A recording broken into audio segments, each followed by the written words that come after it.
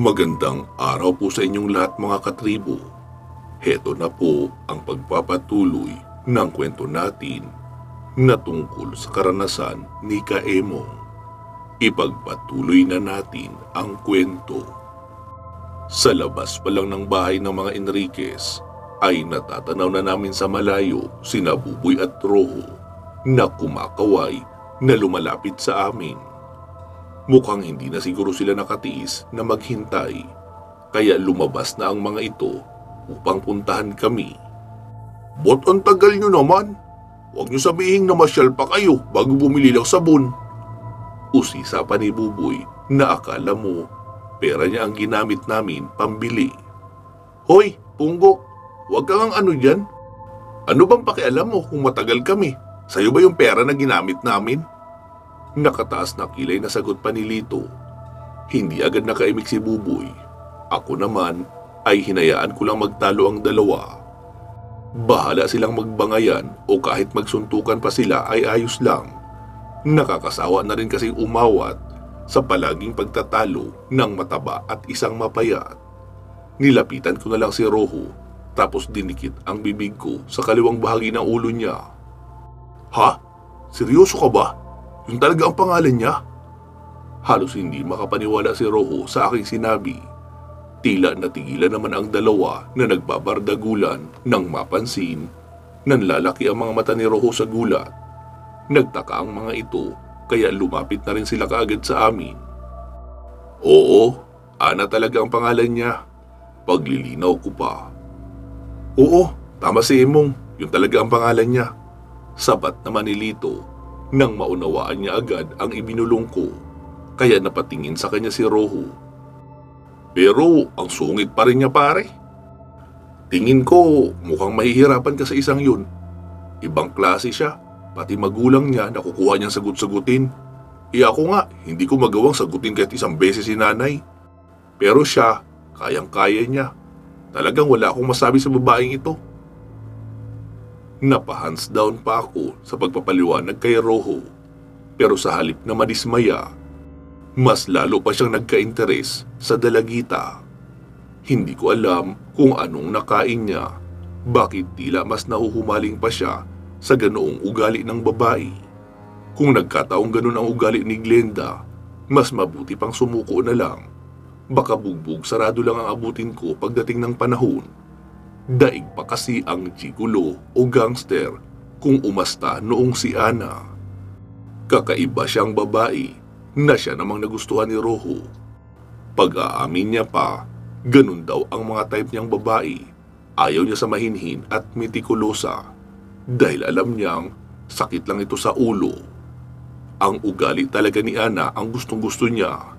Sa una lang daw sila ganoon, pero kalaunan kapag napaamo mo na, ay mas malambing pa sila sa pusa. Pero para sa akin, mas masakit sa ulo ang kagaya ni Ana. Baka araw-gabi kang tatalakan at hindi makakapagpahinga ang utak mo. Para itong kritiko na kaunting mali mo lang ay hahanapan ka na kaagad ng butas at magtatalo na kayo. Sigurado yun. Ana, ang ganda naman ng pangalan niya. Para siyang takuri na kapag hinayaan sa kalan, mas lalong sasabog. At dapat sa mga katulad niya ay nilalambing at sinusuyo dahil yun ang kailangan niya. Wika pa ni Rojo. Mukhang mas baliw pa ito sa akin kung ano-ano na lang kasi ang litania. Saan kaya ito natutong magdrama? Siguro sa kakapanood ng mga teleserye, kaya naging ganito na ang resulta. Kinikilabutan tuloy ako sa kanya. "Emong, tulungan mo naman ako." Sabay hinawakan ako ng mahigpit ni Rojo sa braso. Nanayo tuloy ang mga balahibo ko. "Ha? Ano namang maitutulong ko?"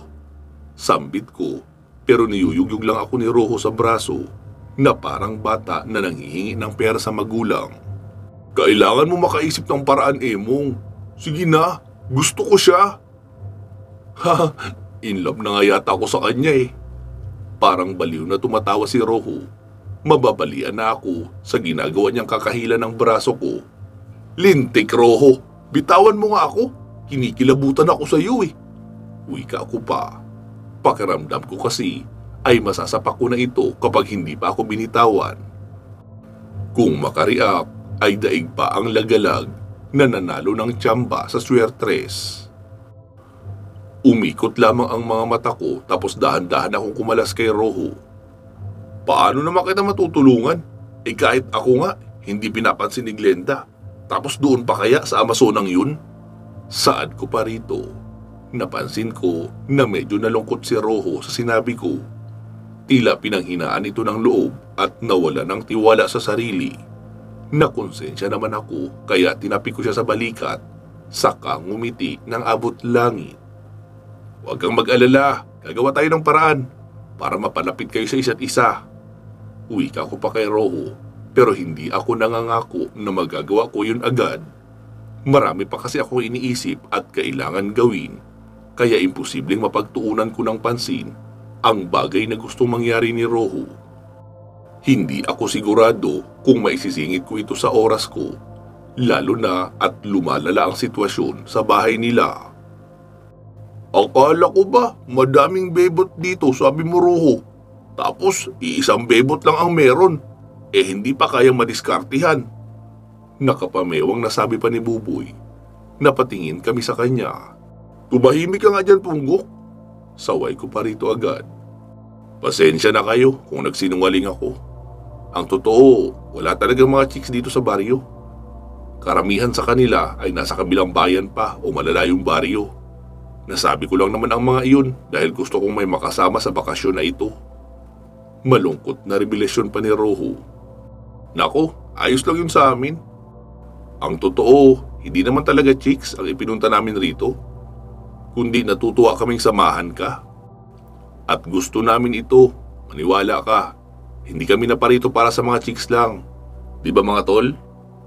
Napatingin si Rojo kina Buboy at Lito na parehong hindi makaimik. Umusok agad ang ilong ko sa inis dahil hindi man lang ako sinang-ayunan ng dalawa, mga hindi marunong sumakay.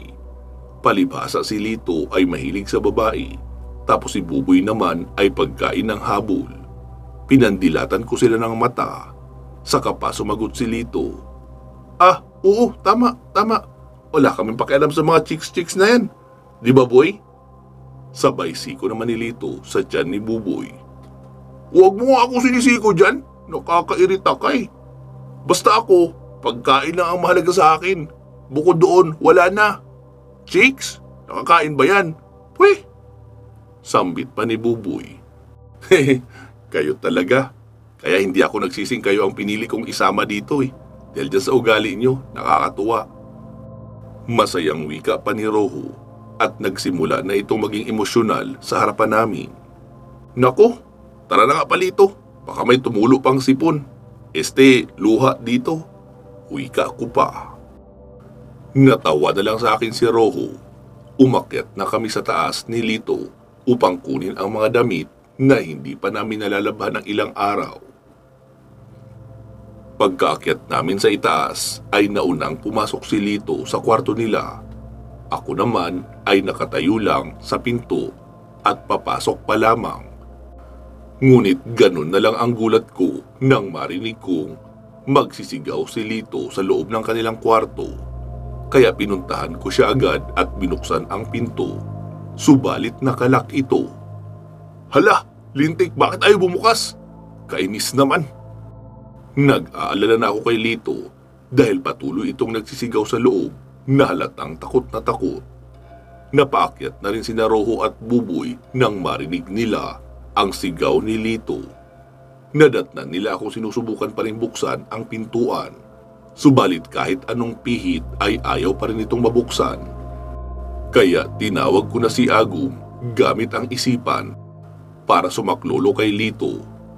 Agum, alamin mo kung sinong nasa loob at buksan mo agad ang pinto. Maotoridad na utos ko pa. Maya-maya ay biglang umikot ang doorknob. Kasabay ng pagkasindak ni Buboy at Rojo nang magkusang magbukas ang pinto na para bang itinulak lang ng hangin.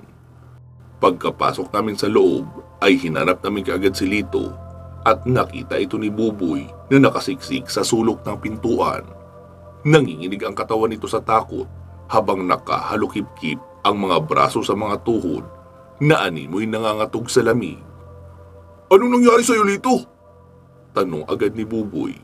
Hinawakan niya ang ulo ni Lito upang iharap sa amin, kaso iniyuyo ko ito ni Lito na tila may iniiwasan na tignan. Lumapit naman si Rojo para kausapin at pakalmahin ang kaibigan namin. "Lito, makinig ka. Kung ano man ang nakita mo, wala na siya ngayon rito. Huwag ka na matakot. Tignan mo, kami-kami na lang to. Wala na. Tumingin ka sa paligid." Wika pa ni Rojo, pero ayaw pa rin tumingin ni Lito. Mukhang natroma na ito sa takot mula sa kung sino mang nilalang ang nagpakita sa kanya. "Agum, sabihin mo sa akin, ano nakita mo?" Tanong ko pa sa aking gabay na engkanto gamit uli ang isipan. "Yung malignong nagpakita sa iyo noong isang gabi, nandito siya. Pero mabilis siyang tumakas nang malamang dumating ako. Dumaan siya sa bintanang iyon." Wika pa ni Agum. Nilapitan ko kaagad ang bintana na tinutukoy niya at sinuri itong maigi. Sa mabilis na pagsiyasat ay agad kong napansin ang maliliit na balahibo na naiwan sa grills ng bintana. Kasing liit lamang ito ng balahibo ng pusa. Hindi gaanong manipis, ngunit masyado namang maitim para sa isang balahibo ng hayop. Pinulot ko ito at pinisil-pisil, pero nagulat ako nang bigla na lang itong maglaho sa mga daliri ko na para bang natunaw na abo ng sigarilyo. Tinignan ko ang labas ng bintana at nasilayan sa ibaba ang bahay manukan.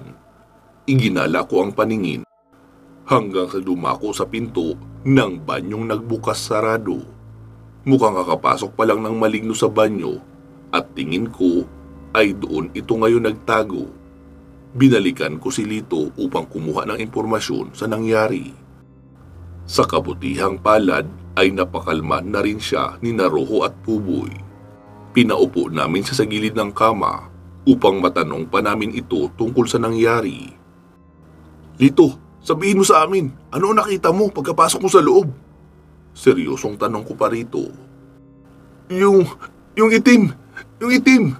Nakita ko siyang nakatayo dito sa ibabaw ng kama. Napakalaki niya at parang galit na galit siya habang nakatitig sa akin. Gusto niya akong lapitan kaya nagsisigaw na ako." Nanginginig ang labi ni Lito habang nagkikwento ito sa amin. "Bukod sa itim, ano pang nakita mong itsura niya? Mukha bang halimaw?" Tanong naman ni Rojo. Tumango lang ng bahagya si Lito bilang sagot. "Okay, tama na muna yan. Mabuti pang magpahinga ka na muna at saka na tayo maglaba. Tara, lipat tayo doon sa kabilang kwarto para hindi mo siya maisip." Wika ko naman.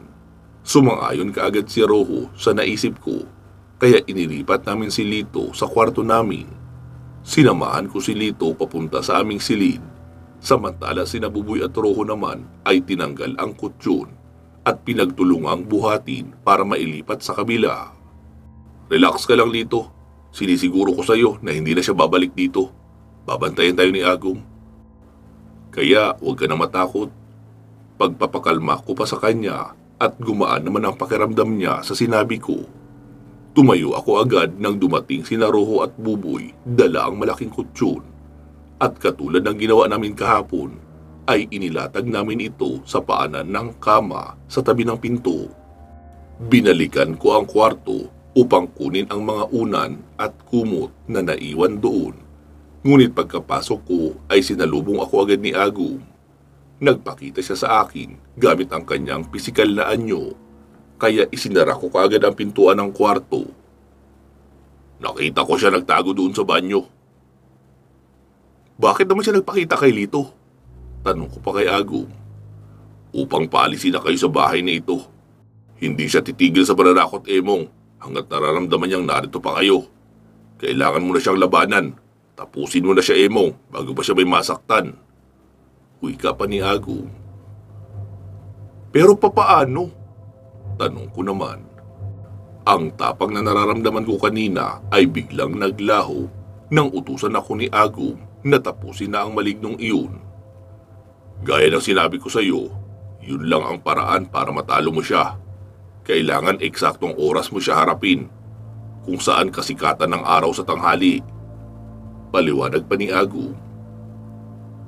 Kinatanghali ang tapat talaga? Bulalas ko naman. Oo, kaya dalhin mo na ang mga bagay na sa tingin mo makakatulong sa'yo sa laban. Kailangan alisto ka sa lahat ng oras, Emong, dahil hindi birong nilalang ang makakalaban mo. Importante sa laban, bantayan ang kilos at galaw nito. Pero dapat mo ring maintindihan kung paano siya mag-isip. Kung mababasa mo ang takbo ng utak niya, mahahadlangan mo siya kahit hindi ka ganun kagaling. Payo pa ni Agum sa akin. Oo, alam ko. Pero ano naman magiging papel mo sa laban namin? Natahimik sandali si Agum. Susubukan kong kunin ang atensyon niya kung sakaling magising siya. Pero hindi mo kailangan magmadali, gagawa tayo ng paraan upang hindi siya makahalatang nakapasok tayo sa lungga niya.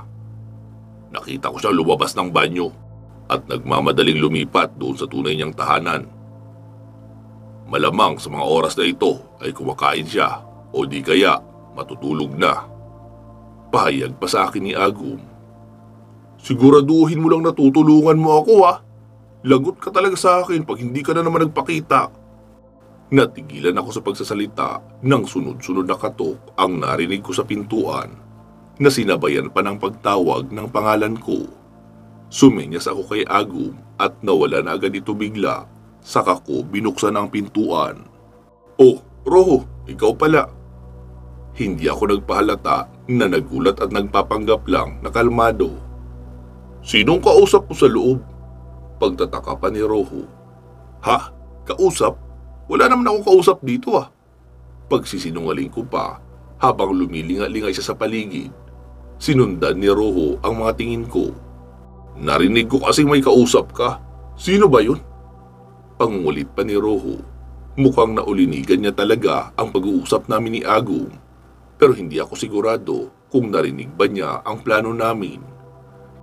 Naku, wala yun. Kumakanta-kanta lang ako. Kaya akala mo siguro may kausap ako. Hehe.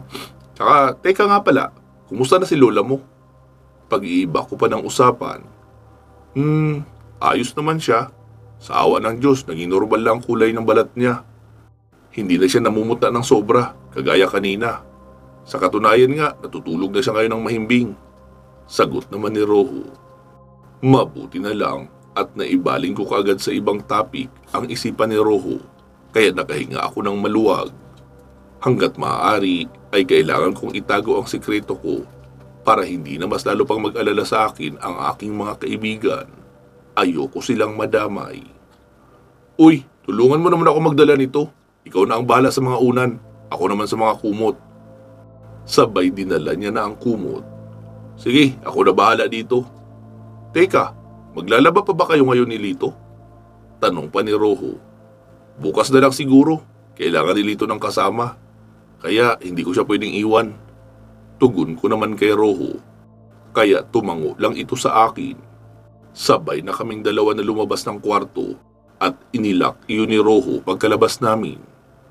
Pagdating namin sa kabila ay naabutan namin nakahiga na si Lito sa kama habang inaayos naman ni Buboy ang kutsyon sa papag na siyang tutulugan namin ni Lito.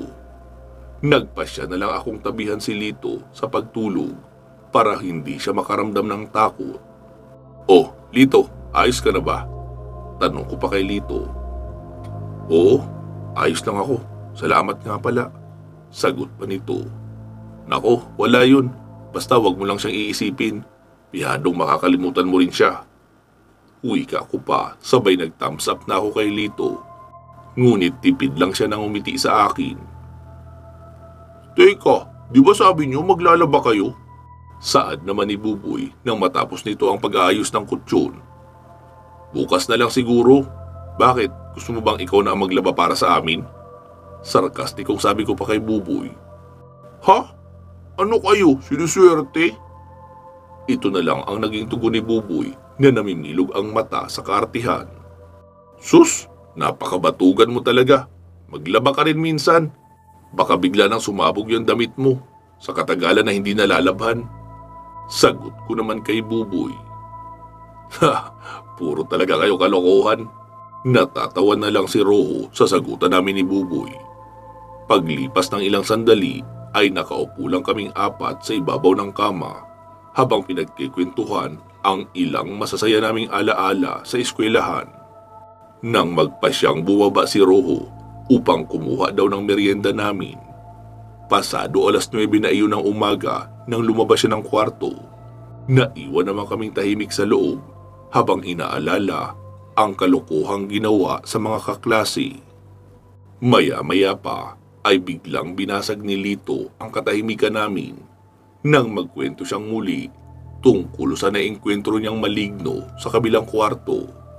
Ayon pa sa kanya, hindi lang ang itim na nilalang na iyon ang nakita niya, kundi may nauna pa rito. Sabi ni Lito, noong makapasok na raw siya sa kwarto, ay sumalubong kaagad sa kanya ang isang itim na uso na sinabayan pa ng malamig na hangin.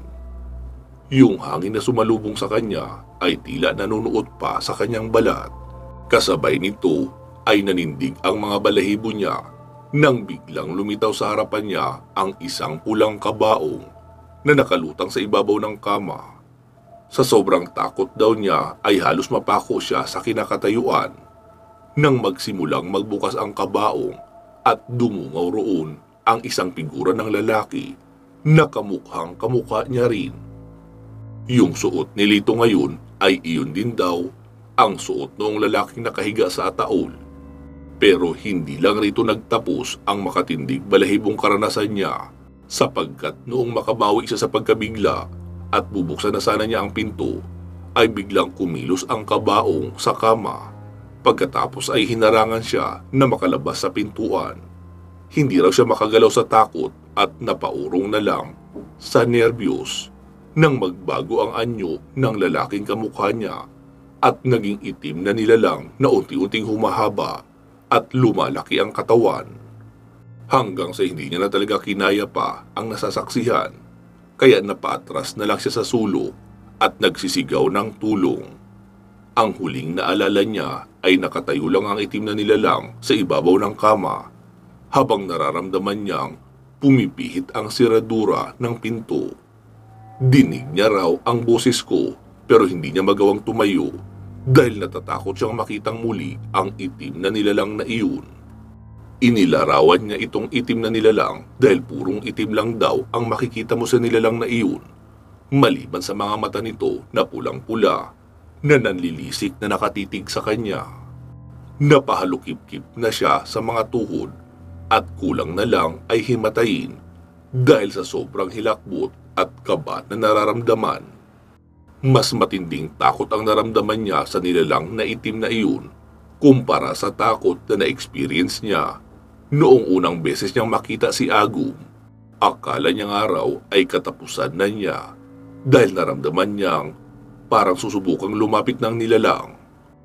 Mabuti na lang at nagbukas na raw ang pinto at nakapasok na kami sa loob. Kung hindi ay baka namatay na raw siya sa sindak. Hindi ako sigurado kung pananakot lang ba ang ginagawa ng malignong iyon para magdala pa ng kabaong, pero ayon kay Agum ay isang sinyalis ito o signus na may masamang mangyayari sa taong pinagpakitaan. Subalit malakas ang paniniwala ni Agum na pananakot lang ito ng maligno upang mahikayat kami na lisanin na ang bahay. Hindi ko alam kung alin ba ang totoo. Pero para sa akin, iisa lang ang sigurado. Kailangan kong harapin ang malignong iyon upang matigil na ang kababalaghang nangyayari sa bahay. Buo na ang desisyon ko. Haharapin ko ito kinatanghalian. Pagkatapos naming mananghalian, siyempre kailangan ko munang kumuha ng lakas bago sumabak sa labanan. Bagamat may konting bahid ng takot ay kumpiyansa naman ako na matutulungan din ako ni Agum sa laban na iyon. Hindi lang dapat sa sarili ko ako magtiwala, kundi pati na rin sa aking gabay na palagi akong binabantayan anumang oras ng aking buhay. Akala ko nga noong una, si Agum yung nakita ko, pero nagkamali pala ako dahil iba yung anyo niya kumpara kay Agum. Natahimik bigla si Lito nang sininyasan ko siyang manahimik na. Agum? Sinong Agum? Pagtataka agad ni Buboy. Ah, Wala. Huwag mo nang pansinin. Baka nag-i-imagine lang yan kanina ng nakakatakot. Kaya siya biglang natakot ng ganun. Sagot ko naman kay Buboy, sabay ngumiti. Seryoso ba kayo? Baka naman may itatago na kayo sa akin ha? Pangungulit pa ni Buboy. Oo nga, kulit nito eh. Sagot ko naman na may konting bahid ng inis dahil sa sobrang pangungulit niya. Siguraduhin nyo lang na wala kayong itinatago ha. Baka mamaya niyan ako naman ang takutin nyo. Nakapamiwang nasambit pa ni Buboy. At bakit ka naman namin tatakutin ha? Sabi ko pa. Abay malay ko, kayo ang nag-uusap dyan tungkol doon sa agum-agum na yun. Tapos sa akin mo itatanong. Tugon uli ni Buboy. Bakit? Masama bang magtanong? Natigilan kami nang biglang may kumatok sa pinto. Mahina lang ito, pero nakaagaw agad ito ng pansin namin. Nagkatinginan kami ni Buboy na labis na nagtaka. Kung iisipin kasi kung si Roho ito ay hindi na ito kakatok pa at diretso nang papasok. Pero sa ginawa ng taong nasa labas ay nakuha niya pang kumatok at sa mahinang paraan pa, kaya nagduda tuloy ako. Naku, tama na nga yan. Mabuti pa pagbuksan nyo na lang si Roho. Baka siya na yan at maraming bitbit. Utos naman ni Lito. Sige, ako na magbubukas. Tumayo ako agad at dahan-dahang pihit ng siradura. Nang bumukas ay gano'n na lamang ang aming pagtataka nang makitang walang tao sa labas. Humakbang ako upang silipin ang pasilyo pero agad akong napatalon nang gulatin ako ni Roho na nakatayo pala sa gilid ng dingding. Diyos ko naman Roho, nagugulat ka pa talaga Muntik na ako atakihin sa puso. Saway ko pa rito, ngunit tumawa lang ang ungas, kaya nahawa na rin sa pagtawa sina Lito at Buboy. Ngayon ko lang napatunayan na hindi talaga mawawala ang gulatan sa magbabarkada, lalo na kapag may dinaranas kayong kababalaghan. Pero nakakainis lang, talagang nailabas ni Roho ang takot ko dahil sa ginawa niyang panggugulat. Pasensya na. Para hindi kayo maging seryoso masyado dyan, kailangan may kaunting kaba rin, di ba? Para masaya. Tumatawang wika pa ni Roho. Ngayon ko lang napansin na may dala pala itong tray ng pagkain. Tinulungan ko itong ilapag sa ibabaw ng misita. Tapos ay naupo na kami sa gilid ng kama. Ang dami mo namang kinuhang merienda, Roho. Ano namang klaseng pagkain ito? Tanong ko pa rito. Nilupak tawag dyan. Kamuting kahoy lang yan. At kinudkod na nyog. Tapos sinaluan ng saging na saba na hinog tsaka margarine. Masarap yan, lalo na kapag binapare sa mainit na gatas o di kaya sa kape. Perfect match, ika nga. Nakangiting paliwanag pa ni Roho. Wow, mukhang ang sarap naman nito. Ikaw gumawa nito? Tanong naman ni Buboy kay Roho. Nako, hindi. Binili ko lang yan nang may madaan na naglalako ng kakanin. Naisip ko kasi na baka hindi pa kayo nakakatikim ng ganyan. Kaya yan na ang binili ko. Tugon naman ni Roho. Ganun ba? Mukhang masarap nga sa itsura pa lang. Teka, magkano naman bili mo rito? Tanong pa ni Buboy. Ano ka ba? Mura lang yan. Huwag mo nang alamin. Kapag pinilit mong itanong, isisingil ko sa iyo ang presyo niyan. Hindi na. Uwi ka naman ni Buboy. Mabilis kasing maubos ang mga kakanin dito kaysa sa ganyan. Kaya kapag gusto ng mga tao ng ganyan, ay gagawa na lang sila sa sarili nilang pamamahay. Hindi kagaya ng suman, puto o kutsinta na mas matrabaho. Paliwanag pa ni Roho. Oh, Lito, uminom ka na muna ng gatas para may masmasan ka. Biro ko pa, sabay abot ng isang tasang gatas sa kanya. Sira ulo ka mo, pero salamat. Uminom agad ng gatas si Lito at inilapag niya itong muli doon sa tray. Kumusta naman ang lola mo, Roho? Hindi pa ba siya nagigising? Tanong ko namang muli. Dinaanan ko nga kanina bago ako umakyat dito. Pero ayun, mukhang tulog na tulog pa. Kasi nakapatay yung gasera sa loob ng kwarto niya. Tugon naman ni Roho. Ganun ba? Baka naman hindi niya pa kaya magkikilos. Mas okay na rin yun kaysa sa biglain niya ang katawan niya at mabinat. Uwi ka ako pa. Ang sarap pala talaga nito. Ibang klase. Paano ba ginagawa to? Usisa pa ni Buboy matapos matikman ang pinagmamalaking masarap na nilupak ni Roho. Naku, binabayo lang naman yan. Tapos nilalagyan ng asukal at margarin. Para sa akin, mas masarap yan kaysa doon sa bibingka at puto. Paliwanag pa ni Roho. Wow talaga, ang astig naman. Wika pa ni Buboy at kumuha ulit at mabilis lang ding isinubo. Ako naman ay tumikib lang kaunti tapos tumigil na dahil ayoko nang masyadong matamis. Hindi kasi balanse sa akin kapag asukal lang ang inilagay. Dapat kasi may kaunting asin para balanse ang lasa. Tsaka nakakaubo rin kainin dahil marami ang nyog na nilagay. Akala ko nga ay kaunti lang. Kung baga, isang tipikal na recipe lang noong dekada 70.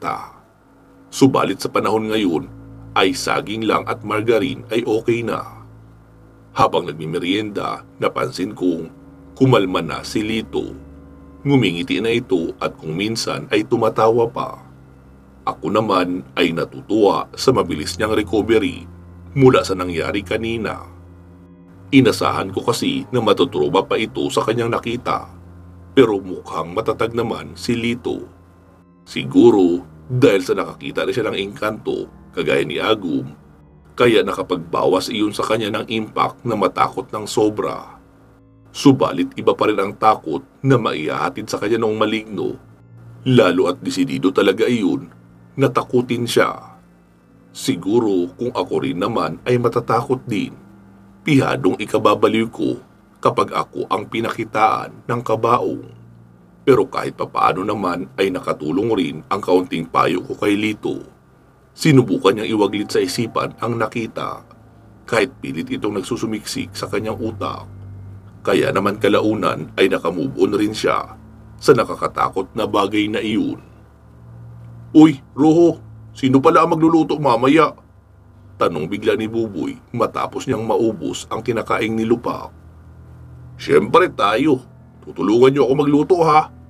Sa ngayon kasi, mukhang hindi pa kayang kumilos ni Lola. Kaya magtiyaga na muna kayo sa luto ko. Naawa na rin ako sa kanya dahil palagi na lang siya ang gumagawa ng mga gawaing bahay. Simula pa noong nandito ang buong pamilya namin. Magluto, maglinis, maglaba, lahat siya ang gumagawa. Hindi ba't nakakakonsensya rin naman kung pati kakainin natin sa kanya pa natin iaasa? Sambit ni Roho, kaya napatango na lang kami at sumang-ayon sa suhestyon niya. Napakasimpleng bagay lang naman ang magluto, kaya hindi mahirap sa amin iyon. Kaunting gisang gulay at sabaw ay ayos na, basta may maisiksik lang sa sikmura. Tara, mamalengke muna tayo. Sino gustong sumama? Dagdag pa ni Roho. Siyempre, nagtaas kaagad ng kamay ang numero 1 si Takaw. Siya na daw ang mamimili ng kakainin namin na akala mo naman budget niya ang gagamitin. Kahit kailan ang takaw talaga nitong si Buboy. Ilan kayang anaconda ang alaga nito sa kanyang tiyan na hindi basta-bastang nabubusog. Malamang rin butas siguro ang tangki ng bodega nito kaya hindi agad napupuno kahit ano pang ilagay niya. At ang malala pa, yung pisngi niya lang ang tumataba, hindi yung tiyan. Bulong ko pa sa isip. Isama niyo na rin si Lito para mahanginan siya sa labas kesa maiwan siya mag-isa rito. Wika ako naman. Napatingin tuloy sa akin si Roho at Buboy. Ha? Bakit? Hindi ka ba sasama sa amin? Tanong pa ni Roho. Hindi, may aayusin lang akong gusot. Bigla tuloy kumunot ang noo ni na Roho at Buboy. Gusot? Ano namang klaseng gusot yan? Baka mag-uunat ka lang ng paa kaya gusto mong magpaiwan ng mag-isa. Bistado na kita Emong. Saan pa ni Buboy? Hoy, taba, huwag mo ako umpisahan ha. Kung ayaw mong gawin kong upuan yung mga pisngi mo. Banta ko pa kay Buboy. Nabura agad ang malaking ngiti nito sa mukha na animoy dinuraan sa mata. Ito naman, nagagalit agad, nagbibiro lang Ang init agad ng ulo. Daig ba itong kabayong dinatnan? Masungit na bulong pa ni Buboy, ngunit hindi iyon nakaligtas sa akin. Ano sabi mo? May sinasabi ka? Maangas na tanong ko pa. Wala. Sabi ko kako, masarap umulam ng kabayo. Tugon pa nito. Di mag-ulam ka. Anas ko pa. Nanapiko naman ito pero pumagitna sa amin si Roho dahil mukhang nagkakainitan na raw kami. Nako, tama na nga yan. Mabuti pa't sumama na lang sa akin yung gustong sumama. Mukhang mag-aalas 12 na at hindi pa tayo nakakaluto. Baka nagugutom na rin si Lola. Sambit pa ni Roho. Nanlaki naman ang mga mata ko. Hindi ko na namalayan ang mabilis na pagtakbo ng oras. Tara na nga, kanina pa ako naaalibadbaran rito eh. Ang init-init, tapos sumasama pa ng hangin. Saad ni Buboy, pero alam ko na ako yung pinaparinggan niya. May sinasabi ka talaga dyan no? Sabi ko pa. Hoy, tama na nga yan. Tumigil na kayo. Sige na, dito. Muna na kayo lumabas ni Buboy. Susunod na lang ako. Pakiusap pa ni Roho sa dalawa. Sige boy, tara na. Wika pa ni Lito at hinila na si Buboy papalabas. Ang sakit kasi ng sinabi niya eh. Uupuan ba naman ang pisngi ko? Bulong pa ni Buboy habang lumalabas sila ng silid ni Lito. Hayaan mo na kasi, nagbibiro lang yun. Tugon naman ni Lito. Pagkalabas nila ng kwarto, saka lumapit sa akin si Roho at tinatanong kung ayos lang daw ba ako.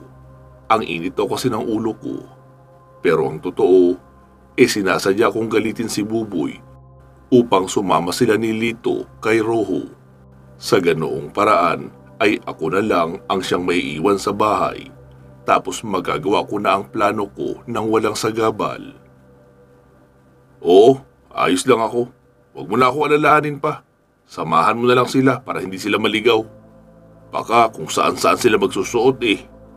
Turan ko pa kay Roho. Sigurado ka? Ayaw mo talaga sumama? Baka ikaw naman ang balikan ng nilalang na yun. Pag-aalala pa ni Roho sa akin. Ngumiti lang ako ng bahagya. Nakalimutan mo ba na meron ako nito? Wika ko pa, sabay ipinakita kay Roho ang suot kong dignum sa leeg. Oo nga pala, tama, nakalimutan ko. Sige, aalis na kami. Hintayin mo na lang kami dito sa bahay. Sandali lang din naman kami. Wika pa ni Roho at umalis na. Kaya nagsimula na rin akong kumilos para simulan ang balak kong pagkilos. Oo sige, ingat na lang kayo sa pamamalengke ha. Yung masarap ang bilhin nyo para marami naman tayo makain. Habilin ko pa pero ngumiti lang si Roho sabay sara ng pinto. Naiwan na nga akong mag-isa sa loob at napabugan ng hangin sa sobrang kaba ng aking gagawin. Maya-maya ay guminhawa din ang loob ko nang mailabas ko ang naipong kaba sa dibdib. Okay, handa na ako. Ito na lang ang nasambit ko. Pero walang ano-ano'y biglang lumitaw sa harap ko si Agum. Dalian mo ng kumilos, Emong. Malapit nang tumaas ang araw. Sambit ng gabay ko na halatang hindi na mapakali. Huwag kang ang apurado dyan. Nagmamadali na nga ako eh. Ito lang ang naging tugon ko habang hinahalughog ko ang loob ng aparador upang hanapin ang buntot pagi at ang bote ni Andrea. Pero huwag kang mag-alala, malamang sa mga oras na ito, nagpapahinga na yun. Dagdag pa ni Agum. Hindi naman ako nag-aalala eh. Masyado lang ako napapaisip kung sasamahan mo ba ako sa laban. Baka tumakbo ka lang at iwanan ako dun sa loob. Tugon ko pa sa kanya. Ano bang utak meron ka, Emong? Huwag ka nga magyabang dyan.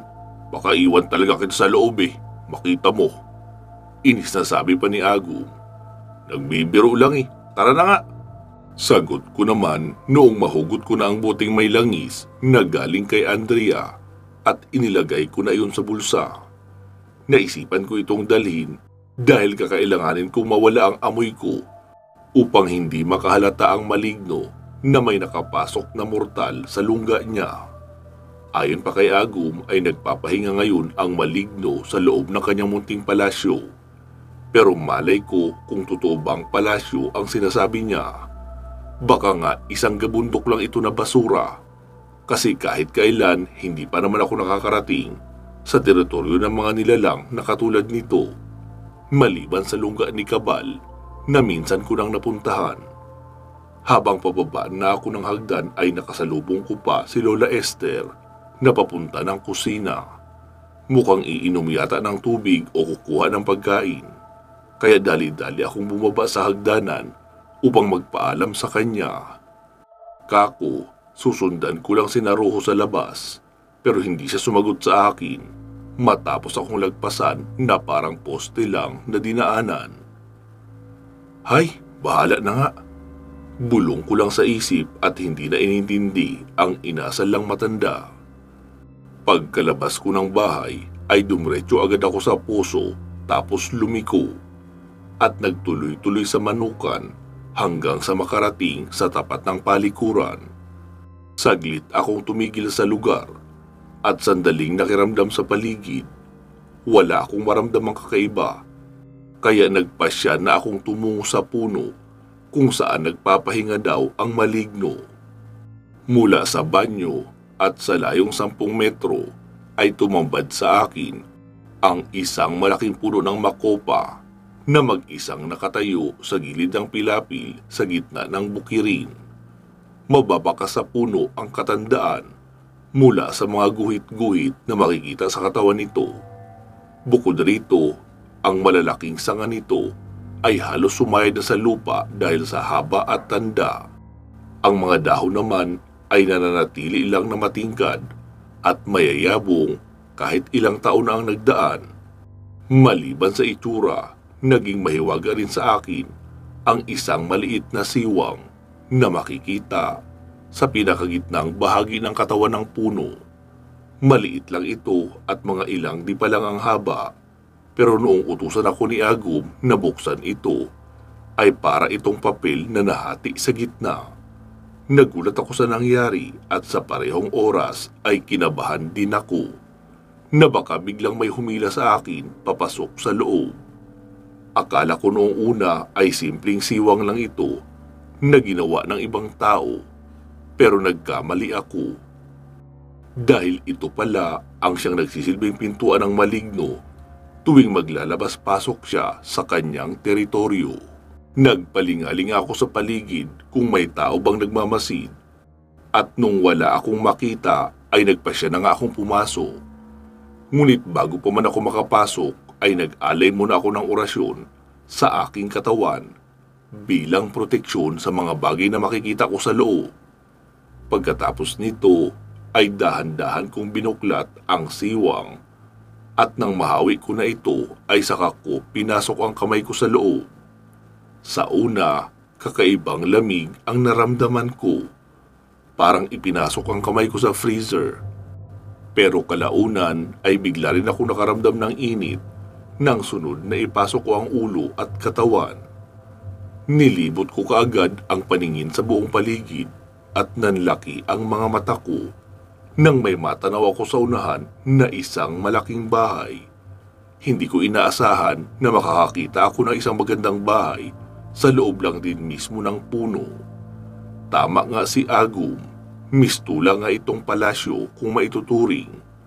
Akala ko isang pangkaraniwang lupa lang at nabubulok na punong kahoy ang sasalubong sa akin sa loob. Subalit nagkakamali ako. Hindi pala ito katulad ng kaharian ni Kabal, gaya ng iniisip ko. Malaking-malaki ang pagkakaiba nito sa lungga ng tikbalang na napuntahan ko sa bundok ng Kanlaon. Masyado itong magarbo, napakalinis at mukhang mamahalin ang ilang bagay na makikita sa paligid. Dito pa lang sa tarangkahan nito ay matatawag na pang world class ang dating. Ang mga grills na ginamit ay purong mga ginto at mukhang walang halong bakal. Tapos yung mga estatwa na nasa tuktok nito ay purong ginto rin. Hindi talaga ako makapaniwala. Ganito pala kasagana ang mga nilalang sa kabilang daigdig. Maya-maya pa ay nagulat ako nang biglang nagbago ang paligid na animoy computer na binago ang setup ng lugar.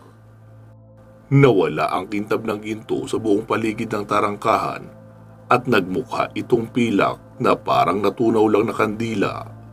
Kasunod nito ay may kakaiba akong naramdaman, nakakapangilabot sa pakiramdam. Kumbaga sa pelikula ay parang naging airy ang lugar matapos magbago ang atmosfera sa paligid. Hindi ko tuloy maiwasang panindigan ng mga balahibo sa katawan. Mas lalo akong nangilabot nang yakapin ako ng isang malamig na hangin na animoy isang ina na sinalubong ang nawawalang anak. Paghakbang ko papalapit sa malaking gate ay bigla itong tumunog. Nasyak ko namang ikinagulat at napaatras. Agum, anong nangyayari rito? Magsalita ka! Sabihin mo! Huy! Kabadong tanong ko pa kay Agum. Huwag kang matakot, Emong, dahil iisa lang ang ibig sabihin yan. Binibigyan ka lang ng isang masigabong pagsalubong. Pero wala kang dapat ipag-alala dahil natutulog pa siya ngayon. Wala akong maramdamang presensya niya sa paligid. Palagay ko pa ay nasa loob siya ng silid na iyon. Itinuro ni Agum ang isang kwartong matatanaw mula sa ikalawang palapag ng mansyon. Gawa ito sa konkreto, ngunit may mangilan-ngilang ginto na nakapaligid rito. Bukod rito, may ilan ding malalaking poste ang nakatindig sa paligid ng mansyon. Ito pa lang ang unang beses na makakatapak ako sa lugar, kaya sobrang namamangha ako, pero may kaakibat ring takot ang pagkamangha ko sa mansyon na iyon. Dahil alam kong hindi lang ito basta pangkaraniwang mansyon, kundi tahanan ng isang maligno. Isang maligno na kung saan siya ang may hawak at may kapangyarihan sa lugar na iyon. Kaya dapat ako mag-ingat at maging vigilant sa lahat ng oras. Palagi ko dapat talasan ang pakiramdam dahil anumang tagpo ay maaaring lumitaw ang maligno at salakayin ako sa oras na hindi ako nakahanda. Noong magbukas ang malaking tarangkahan ay inutusan na ako ni Agum na pumasok sa loob. Kaya naman, dahan-dahan akong naglakad habang sinisipat-sipat ang paligid. Wala naman akong kakaibang nararamdaman bukod sa eri ng kapaligiran. Karaniwang lupa lang din ang tinatapakan ko na hindi kagaya ng lupang nakita ko sa kuweba sa Kanlaon na mamula-mula at medyo malabsa. Nang malapit na ako sa pintuan ay nagulat ako uli. Noong biglaan itong magbukas, napabuga ako ng hangin saka inihanda ang sarili sa pagpasok. Hinugot ko sa bulsa ang bote at ipinahid sa katawan ang langis ni Andrea. Kasunod nito ay tinanggal ko sa bewang ang itinali kong buntot ng pagi at mahigpit ko na itong hinawakan sa kanang kamay. Dahan-dahan lang ang ginawa kong paglalakad, papasok na sa loob ng mansyon.